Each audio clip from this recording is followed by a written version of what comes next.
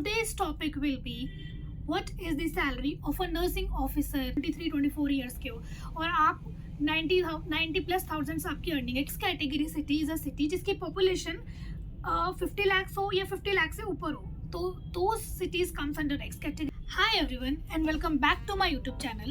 I hope you all are doing well and आप लोग बहुत अच्छे से अपने एग्ज़ाम के लिए जो कि नॉर्थ सेट अभी आने वाला है उसके लिए बहुत अच्छे से प्रिपेयर करने वाले हैं। So this video will be a great motivation to all of you कि अगर आप नर्सिंग ऑफिसर बन जाते हो तो आप लोग कितना अर्न करने वाले हो। So the today's topic will be What is the salary of a nursing officer? So let's get started. Salary बताने से पहले मैं आप लोगों को ये बता दूं कि XYZ कैटेगरी सिटीज़ कौन कौन सी होती है, क्योंकि आगे हम देखेंगे कि tyre 1 cities, tyre 2 cities, tyre 3 cities में क्या सैलरी में डिफरेंस आता है। So the X category city is a city जिसकी पॉपुलेशन 50 लाख हो या 50 लाख से ऊपर हो, तो cities comes under X category. Y category cities में वो सिटीज़ जिनकी पॉपुलेशन 5 to 50 लाख है तो वो आ गई हमारी Y कैटेगरी में, और Z कैटेगरी सिटीज जिनकी पॉपुलेशन अंडर 5 लाख है, these cities comes under Z category. So अब इन सिटीज को हम टायर 1, टायर 2, टायर 3 सिटीज के नाम से भी जानते हैं। तो currently I am working in KGMU Lucknow which comes under tier 2 city और is come under Y category cities. ठीक है, अब What is my salary as a nursing officer? क्या हम लोग अर्न करते हैं, क्या क्या डिडक्शंस होते हैं और हमें नेट इन हैंड क्या मिलता है।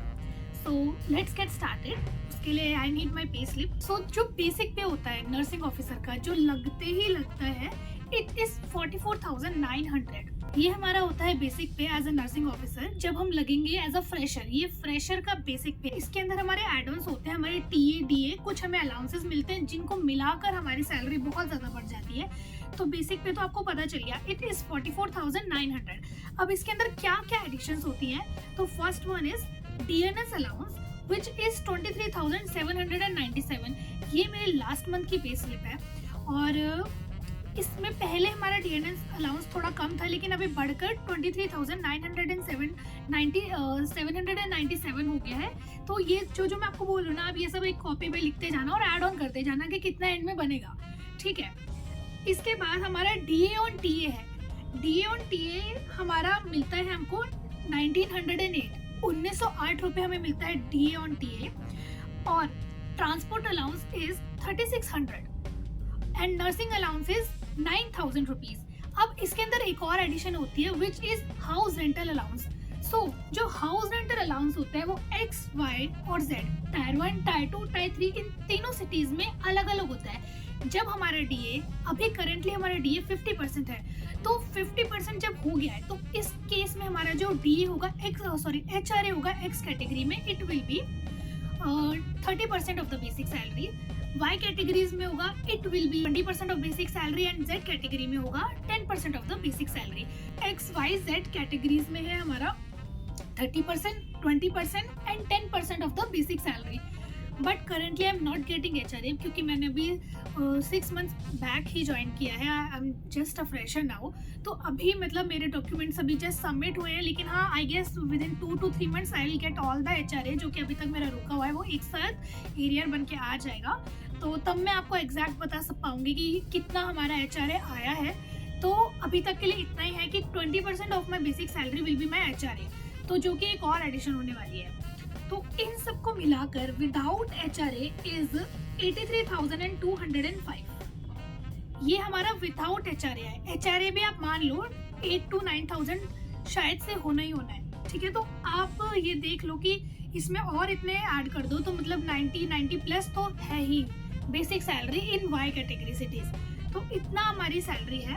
अब इसके अंदर डिडक्शंस होते हैं 2 चीज़ों में। एक तो अगर आपने कोई प्लान ले रखा है, कोई NPS स्कीम है या फिर पर्सनल फंड में कुछ कट रहा है, ठीक है, या इंश्योरेंस ले रखा है, तो वो आपके पर्सनल डिडक्शन है। बट गवर्नमेंट की तरफ से एक तो आपका टैक्स कटेगा, दूसरी चीज़ जो कटेगी इट इज़ NPS। ठीक है, न्यू पेंशन स्कीम। अभी फिलहाल मैंने I did not enrol for NPS, तो अभी मेरा NPS नहीं कट, तो ये मेरा डिडक्शन है। उसके बाद मेरे को इन हैंड काफ़ी कम मिल रही है क्योंकि अभी इसमें HRA ऐड नहीं है। जब HRA ऐड हो जाएगा तो ये मतलब 77 to 84,000 के बीच की रेंज में एक सैलरी इन हैंड हम लोगों के हाथ में आएगी, which is a very good salary for a fresher, आप देखो ना, आप 4 साल पास आउट हो, आप बहुत यंग हो, आप 23-24 ईयर्स के हो और आप 90 प्लस थाउजेंड्स आपकी अर्निंग है, क्योंकि वो जो टैक्स और ये सब कट रहा है ना, ये भी फाइनेंशियल ईयर के एंड में अगर आप टीडीआर फाइल करोगे तो आपको टैक्स 80 to 90% रिटर्न हो जाएगा, और जो एनपीएस में कट रहा है वो आपको, ये एक तरीके की आपकी सेविंग है जो आपको एंड में मिलेगी। तो ऐसा कुछ भी नहीं है कि वो चला गया, वो सब भी आपका एक तरीके से सेव हो रहा है, वो आपको एंड में मिल जाएगा। तो it is a very very very good salary, और आई होप कि ये आप लोगों के लिए बहुत ज़्यादा बड़ी मोटिवेशन होने वाली है कि आप लोग अच्छे से पढ़ो और जल्दी जल्दी अपना एग्जाम क्वालिफाई करो, क्योंकि जैसे मैंने पहले भी कहा है, there is a great competition going on here. आजकल बच्चे बहुत सारी बुक्स पढ़ के आते हैं, बहुत ज़्यादा मेहनत कर रहे हैं, और प्राइवेट, चाहे वो बच्चा प्राइवेट का हो, चाहे वो बच्चा गवर्नमेंट कॉलेज का हो, everybody is working so hard to get a government job. So आप लोग अपने आप बहुत अच्छे से मेहनत करो, बहुत अच्छे से पढ़ो, और इसको एक मोटिवेशन की तरह लो कि एज अ फ्रेशर आपकी इतनी सैलरी इन हैंड होने वाली है, और अभी आप बहुत यंग हो, ठीक है।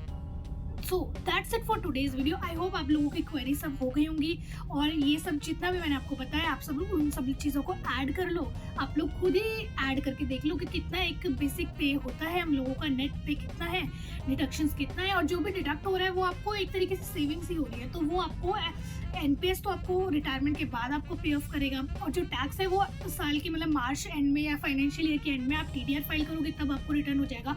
तो ऐसा कुछ भी नहीं है कि सब कुछ हाथ से जा रहा है, everything is in your hand. तो अच्छे से प्रिपेयर करो, तब तक के लिए take care, bye bye, and thanks for watching today's video.